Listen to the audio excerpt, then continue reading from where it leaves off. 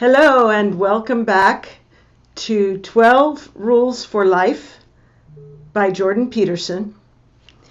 And today we are going to do our 13th lesson of the book and our 6th and final, probably, lesson for Rule 3. We are in the last section. A reciprocal arrangement. Let me make sure. Okay. Here's something to consider. If you have a friend whose friendship you wouldn't recommend to your sister or your father or your son, why would you have such a friend for yourself? You might say, in answer to the question, out of loyalty. I will have my friend out of loyalty to the friend. This is the answer. Well, loyalty is not identical to stupidity. Loyalty must be negotiated fairly and honestly. Negotiated suggests a transaction. Like I say to you, I will buy your car for $1,000. And then you say, the car is worth $2,000. And we discuss a reciprocal arrangement. It is not, I say, I will buy your car for $1,000 and you are required to give it to me, or you are a bad person, you are disloyal. No. In friendship, everything must be reciprocal and fair and even. If not, it is not really friendship. It is what we call charity. Friendship is a reciprocal arrangement. You are not morally obligated to support someone who is making the world a worse place. Support means to help him, to assist him. Often support means with money, but in the case of friendship, support means in every way you help.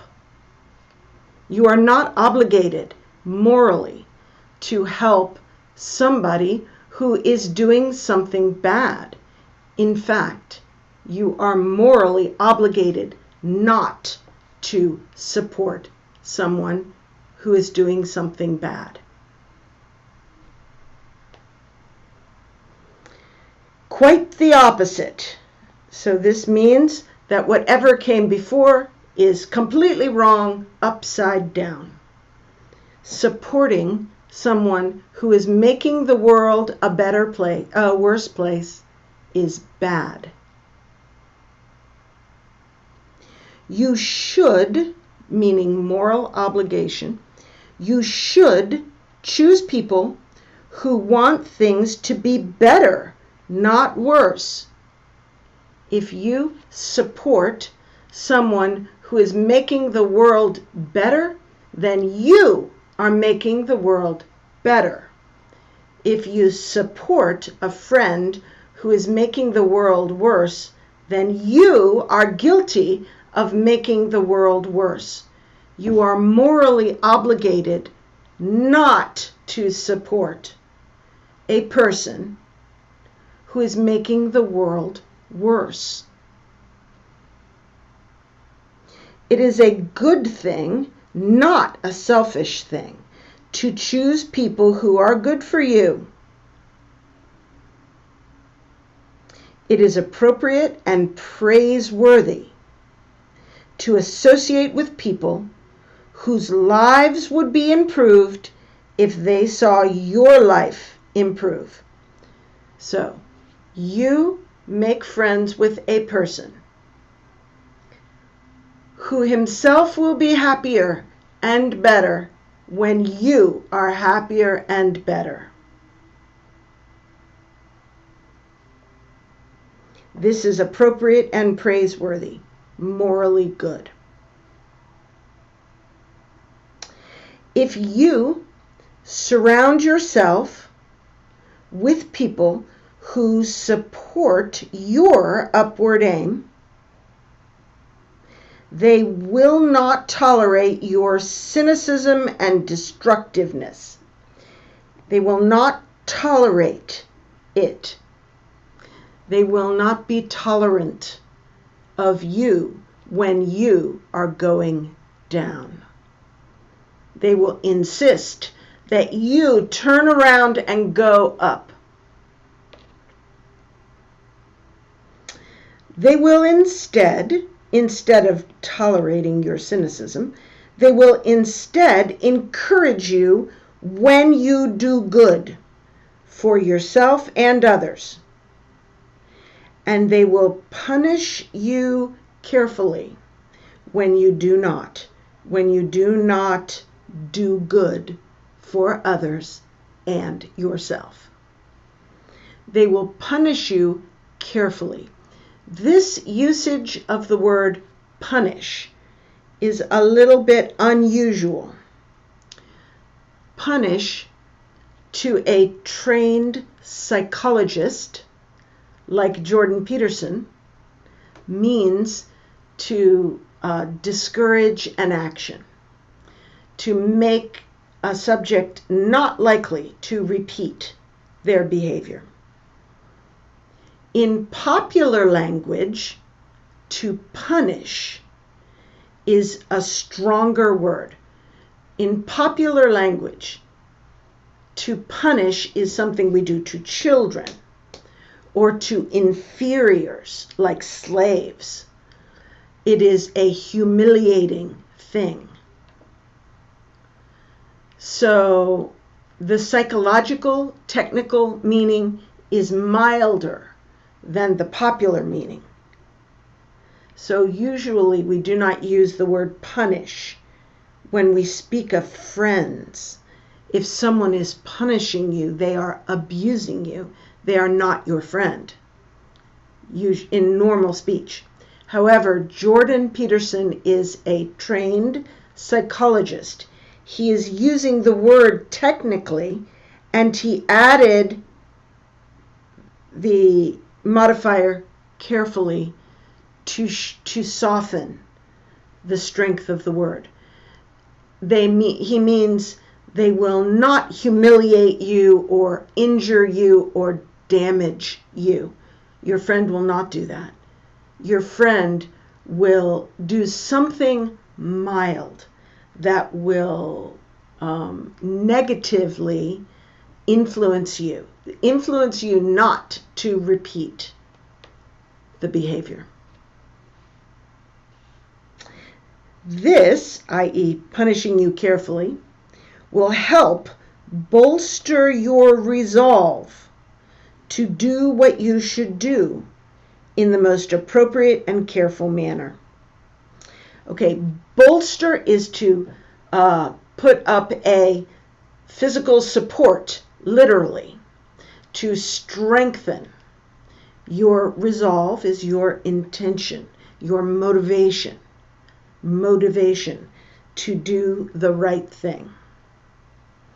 And it will bolster the resolve in the most appropriate and careful manner. So friends will be careful with your feelings. They will be careful with you to gently assist you in continuing improving yourself. There is a Bible verse that says, "Faithful are the wounds of a friend." A wound is an injury. the wounds of a friend. In other words, if your friend injures you in some way, it is usually for your own good. It is so that you will turn and go up. And this is a good thing. Faithful are the wounds of a friend. People who are not aiming up will do the opposite. The opposite of supporting, gently supporting your upward motivation. They will do the opposite. For example, they will offer a former smoker, a person who has quit smoking, a former smoker, they will offer him a cigarette. And they will offer a former alcoholic a beer. They will offer a cigarette to a former smoker. They will offer a beer to a former drinker. They will become jealous when you succeed or do something pristine. Pristine means clean and good, not polluted with ugly, bad stuff like vice.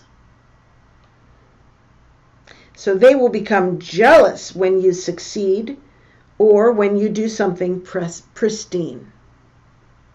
We do not usually use the word pristine in this context. It's a bit unusual. They will withdraw their presence or support. Hold on. Withdraw their presence or support or actively punish you for it. Notice he says actively punish rather than carefully punish. Bad friends do not care about you. They will punish you in a mean way when you do something good. They will withdraw their presence, not be your friend anymore, or withdraw their support of all types if you do something good. They will override your accomplishment with a past action.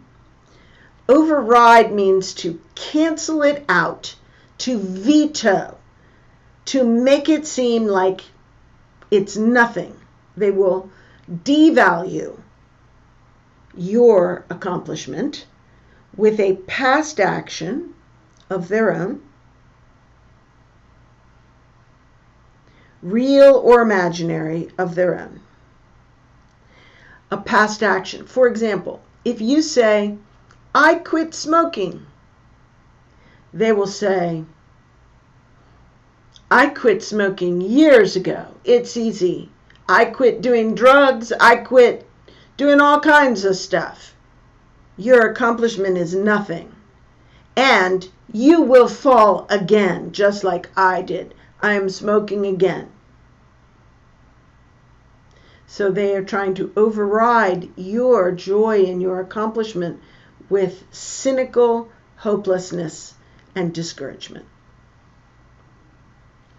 Maybe they're trying to test you to see if your resolve is real, to see if you are genuine. But mostly they are dragging you down because your new improvements cast their faults in an even dimmer light. This is a phrase, to cast in a poor light or to cast in a dim light. It means to make something look worse, to make something look less good than it is. So when you do something pristine, they want that action to look weak and less good. So they will try to undermine you in some way because they are jealous. It is for this reason that every good example is a fateful challenge, and every hero a judge. You must understand it means every hero is a judge. Every good example challenges the people around to do a similar feat or a similar accomplishment themselves. Every hero is a judge. Because if I am a hero and you are standing next to me, if there is a difference, you will look bad. You must also be a hero in order to just look okay. Every hero makes those around look smaller, unless they too are heroes. That's why people who are not heroes hate heroes. It makes them feel bad about themselves. Michelangelo's great, perfect marble David cries out to its observer, "You could be more than you are." When you dare aspire upward, you reveal the inadequacy of the present and the promise of the future. Okay, so when you dare to do something, that means you are taking a risk or you are doing something dangerous, something that requires courage and is not easy. When you dare to aspire to go upwards, to desire to go upwards, and to make plans to go up, that's what aspire means. You reveal, you understand, reveal, you show the inadequacy of the present. Inadequacy is it is not good enough. The present time, the conditions we are in now, my own character now, is not good enough. It must get better. So when I aspire upwards, I am showing that now is not good enough. I also reveal the promise of the future. The future will be better. That is the promise. We could say the future is promising. When you say that something is promising, it means it will probably be good. You can look at a child and say he is promising because he is intelligent and has a good character and he is healthy and he is in a good family that is training him well. All of this makes a child, they're promising. Probably their future will be good.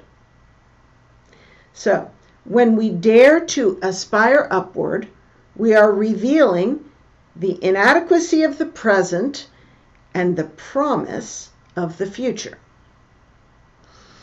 Then you disturb others in the depths of their souls. Very deeply, they feel unhappy,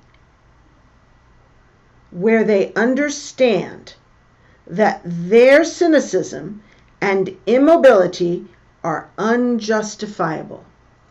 Unjustifiable means not okay. People always try to justify themselves. If I cannot justify my behavior, then I admit I am wrong.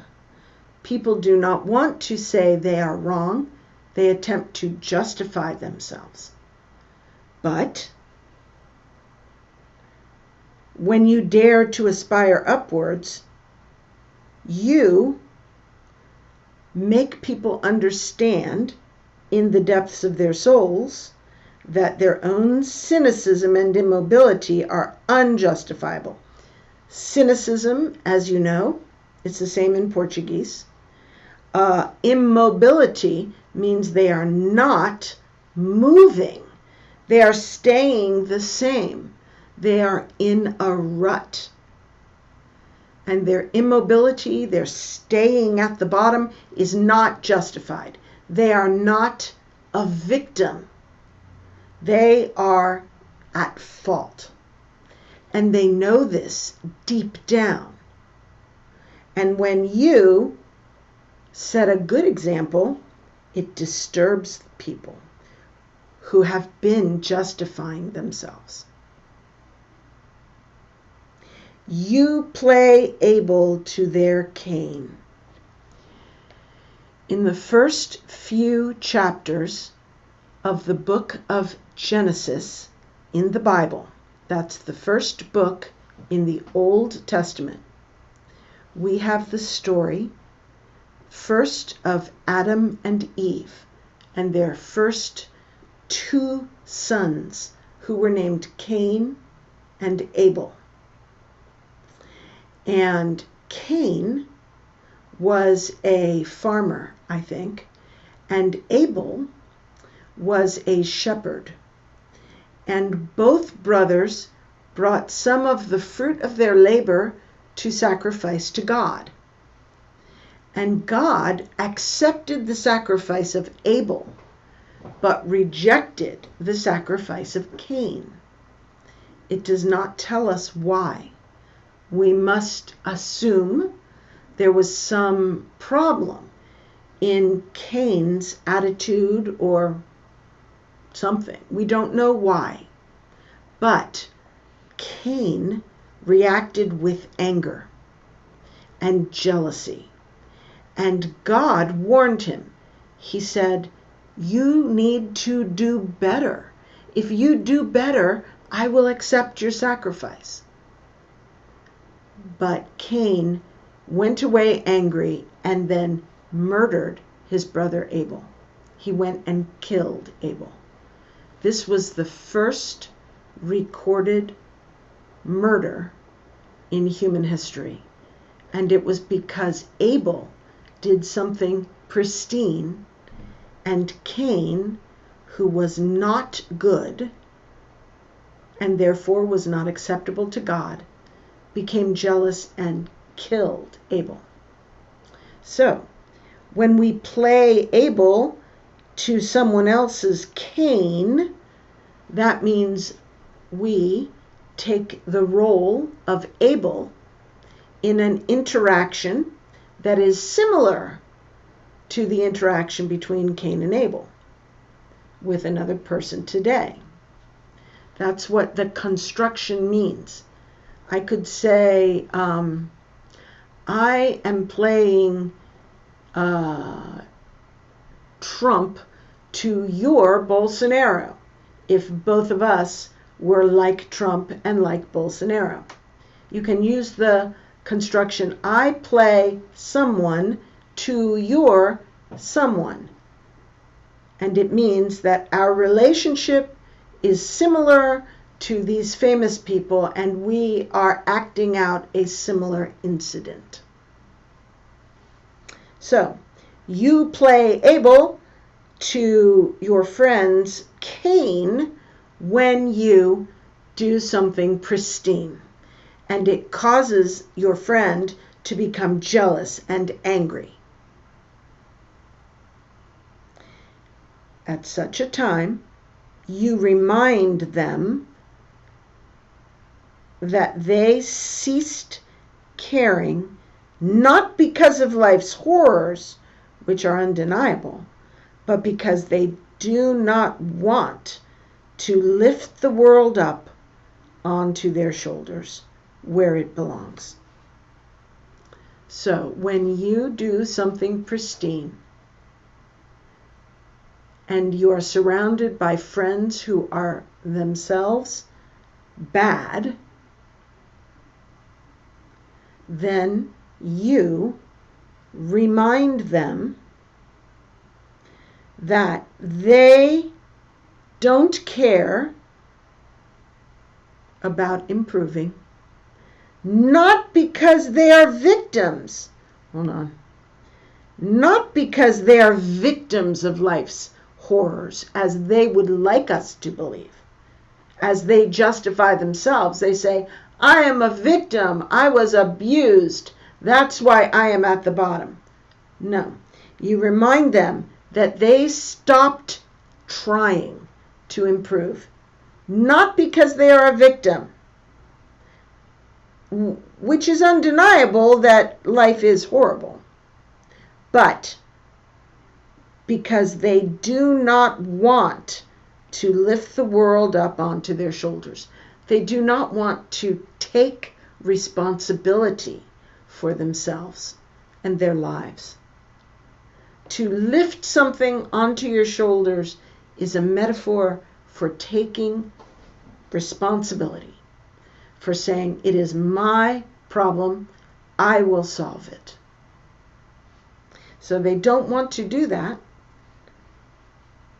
Instead, they want to quit and blame the world.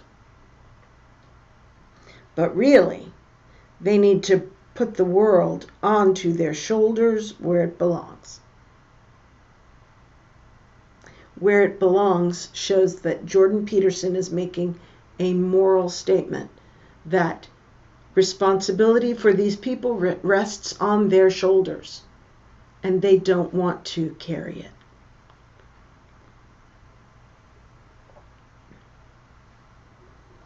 Don't think that it is easier to surround yourself with good, healthy people than with bad, unhealthy people. It is not. A good, healthy person is an ideal. It requires strength and daring to stand up near such a person.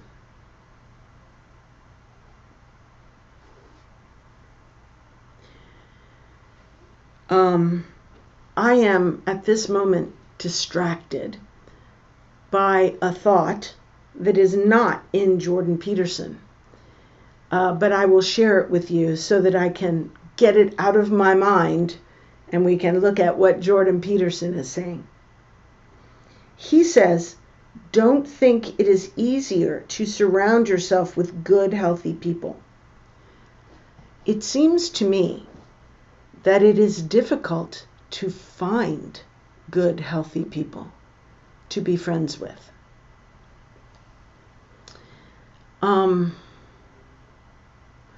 I taught my children the importance of finding friends that were excellent human beings, because it says in the Bible that you will become like the people that you hang out with. It says if you want to be wise, you must walk with wise men. And if you are the companion of fools, you will suffer harm. And as I watched my children grow up, there were times when they couldn't find anybody to be friends with because it seemed that everybody was going the wrong way. So I think if there is a superior person in your world, it would be good for you to try very hard to become friends with him. Superior people are only interested in becoming friends with other superior people. So they may not choose you, but you should do everything you can to choose them and to establish a friendship, because it is a blessing if there is anyone like that in your world. So now back to why Jordan Peterson says it is not easy to be friends with good people, good, healthy people. So Jordan says, Do not think it is easier to surround yourself with good, healthy people than with bad, unhealthy people. It's not easier. A good, healthy person is an ideal. It requires strength and daring to stand up near such a person.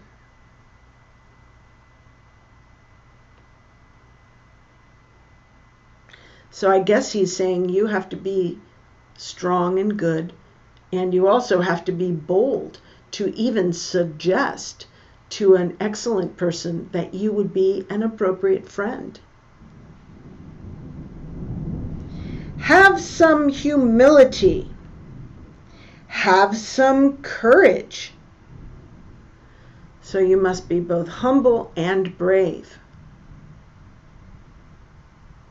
Use your judgment and protect yourself from too uncritical compassion and pity. Okay, so now he is summarizing what he sees as the main motivation, the main good motivation for making friends with bad people, which is pity. So he is summarizing, he's beginning to close his argument right now. Use your judgment, protect yourself from too uncritical compassion and pity. So uncritical compassion means you're having compassion, but you're not discerning the truth, the reality of whether the person wants help and can be helped. And he ends with, make friends with people who want the best for you. Now, we are finished our reading of the essay. I want to say that if you really want to retain the main ideas of a chapter or a reading, it is a good idea to read through the whole thing once, sort of with an open mind, letting the ideas come in. Then it is a good idea to go back to the beginning and try to understand the outline of the whole argument. If you are able to write the outline of this article, then you will probably understand it very well. And if you are not able to write the outline, then you probably don't understand it. Because if you understood it, you would be able to write the outline, especially with it right in front of you.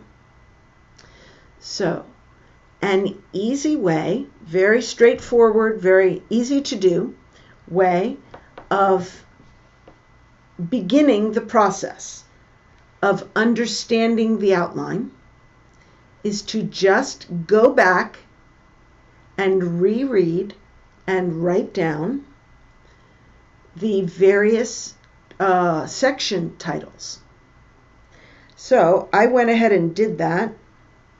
See if I can find it. Yeah. Okay, so I did this. I wanted to take the first few steps to demonstrate how to begin an outline. So I wrote down the title, Make Friends with People Who Want the Best for You. That is our overarching idea that we will fit everything into. Then I went through the entire essay and I wrote down each title. Darn. I actually wrote it all on paper, and the only part I transferred onto the computer were the titles, because I was planning on writing some more while we are together, but I left the paper upstairs. So I'll do this by memory. We are not going to write a complete outline today. We are going to do the beginning steps, and maybe in future chapters we will refine the process. But this is a demonstration of going back and trying to remember and understand the progression of the argument. Okay, so from memory, I did this yesterday. Our thesis is that we are to make friends. I'm going to make this red. Make friends with people who want the best for us. Okay, that's what we are trying to prove. The first section was called The Old Hometown. The first few sections in his argument, he was making and he was creating an analogy for you by talking about his past. So he wanted to set the scene for his analogy that he was going to make so that you could see your own life in his. The old hometown for him was a very small frontier town in Canada. It was very cold, and there was nothing to do for teens. Nothing to do for kids, and extremely cold. He talked about his cat freezing. It was a picture of desolation. And his last line, if I remember correctly, was, friends are very important when you live in a place like this. Friends are very important. That was the first section. So then his second section, I have another, I'm going to make this a little smaller and choose a different color. Then he introduced his friends, Chris and his cousin Ed, I believe. Both boys were promising. Remember, we talked about promising. They were smart, articulate, good with their hands, but something was wrong with them. They were broken. Oops. Something strange is happening here. Oh, I know. They were broken. He wondered, is it because of their background? Their father was too distant, not nice. What was it? Both boys were cynical. I don't know how to spell cynical. Both boys were cynical. They were angry. And they ultimately were losers. They smoked marijuana all the time. It was not good for them. He wondered in this chapter, in this section, why they were this way. Was it mental illness that the boys were born with, something organic, or was it choices that they made, philosophy that they embraced voluntarily? He raised the question, are they victims or are they perpetrators of their own destruction? Are they victims or are they perpetrators? Do they do it to themselves? or is it done to them? And then finally, in the section, Teenage Wasteland, he talked about the activities that teenagers did. They would cruise, which means driving aimlessly up and down the same street. And they would party at terrible parties. Party is a verb. I want to go party. Let's party hardy. To party means to drink and get drunk and to do a variety of bad things, such as try to have sex, casual sex with somebody, and to take drugs and to get drunk and to listen to very loud music while you're doing all these bad things. That's what it means to party. If I say, I am going to have a party, that doesn't mean we are going to party. If I have a party, there won't be drinking or drugs or sex. At my parties, we play games, dance to music, talk, eat. So we don't party at my parties. But in the Teenage Wasteland, they cruised and they partied, and those people who wanted to leave became obvious. Some of the kids wanted to stay and get a job and live their lives in this town. Others, including Jordan Peterson and his girlfriend, who later became his wife, couldn't wait to leave. They were going to go to college somewhere else. So there was a clear divide. So some wanted out. And this was shown as an important distinction in two groups of people. Okay. The next segment, some different friends and some of the same.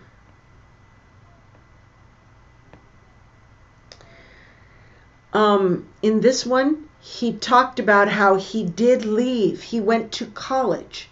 And at college, he met some good, like-minded people. I'm going to say like-minded because that is an important concept to my way of thinking. If you can find like-minded people to you, then you are lucky. And if you are a good person who is moving up, like-minded people are also moving up. They were upward people. And he described these friends and what they did. They took over the student union and made it profitable. They engaged their professors. They talked about literature and philosophy and history. They did things they wrote a newspaper. They did things which made the world a better place and made themselves better people. But they also had a visit from Chris and his cousin. Actually, I'm not sure if it was Chris. It might have been Chris's brother. Anyway, it was some of the people from the old hometown who were losers. And again,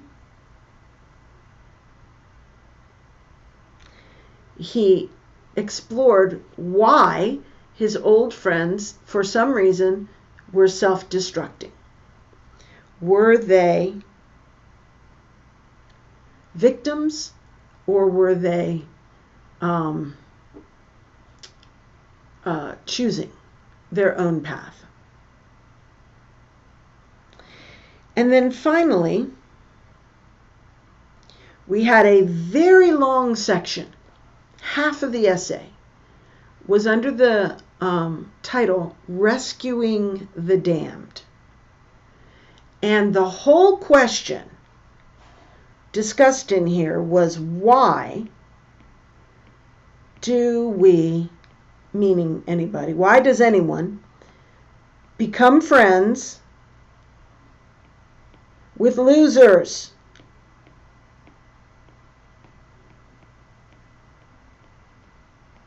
And then there were a whole bunch of reasons given, and I listed them on the piece of paper by paragraph.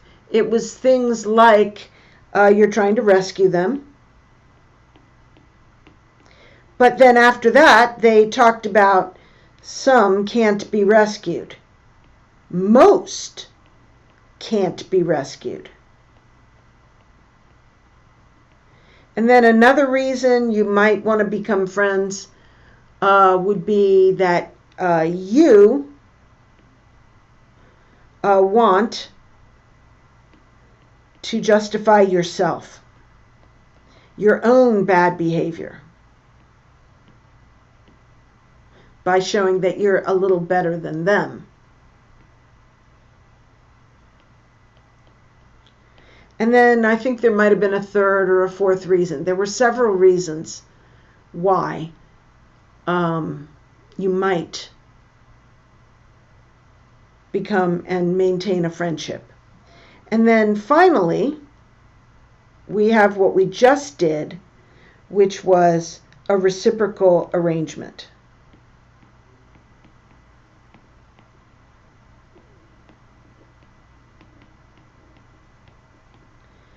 Which mainly was all about the fact that you are not morally obligated to support people who are making the world a worse place. In fact, you are morally obligated not to.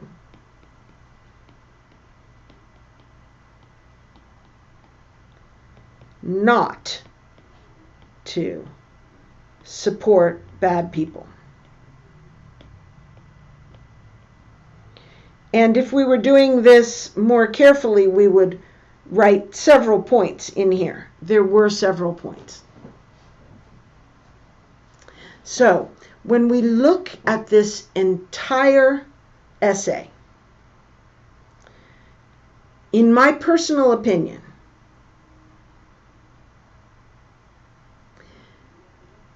the author, Jordan Peterson, is trying to persuade us to stop being friends with losers and to start being friends only with people who will be good for you, good for your improvement. His first point was to describe what losers look like and to begin to explore where they come from. Are they the victim of their circumstance, or is there something wrong with them from birth?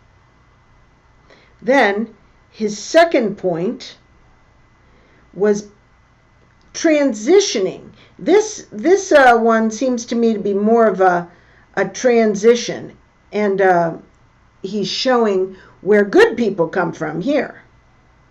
Okay? And also transitioning into the question of why we might want to hang out with losers, and then moving into why we ought to hang out with winners.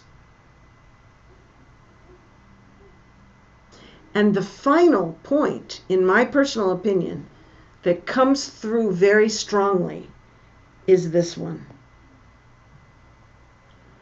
You have no excuse, I have no excuse for hanging around losers, for hanging around people who do not inspire us to be better than we are. So, If your friends are equally good as you, that's not great. If they are worse and they encourage you in your worse motivations, that's bad. Really, they should be encouraging you in every good resolution. And that is your reasonable moral obligation. So, that's the end of rule number 3. And next week we'll start rule number 4. If you have any questions or want to make any comments, I think there's a way to do that on the website through our producer, Julia. So, see you later.